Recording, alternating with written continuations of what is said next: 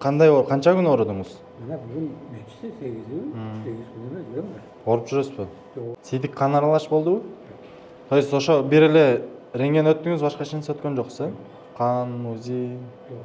Үстүңүздү бир слой чечсеңиз, азыр мен карап берем бияктан.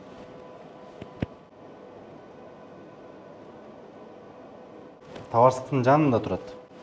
Канча күн болду дедиңиз? 8 күн. 8 күн. Ошо биринчи күнү оозо калбады, ошону тусуп калат. Могу карайган табарсыгыңыз да? Анан бул жакта бөйрөк. Мындайга келет да канал. Келгенде прям учунда эле турат таш. Ушул жерден эң ичке жер болот да. Ошол жерде турат. Эң ичке жеринде турат. Бул табарсыкка чөлөк да. Эгер табарсыкка түшүп калса, бүттү проблема. Не кылам Эми бул жерде 3 жол бар, 3 метод бар азыр сизге. Бирөөсү капельница жазып берем. Капельница менен, нагрузка менен бул жактан зара келип түртүп отуруп чыгарат.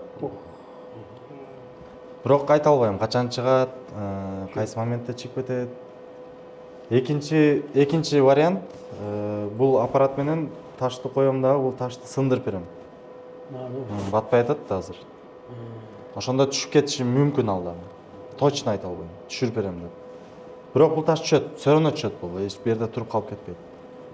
Дагы бир варианты, үчүнчү варианты ичине кирем дагы табарсыкка. Каналдын оозуна кирип барып туруп, кармап туруп, алып чыгып кетем. Эми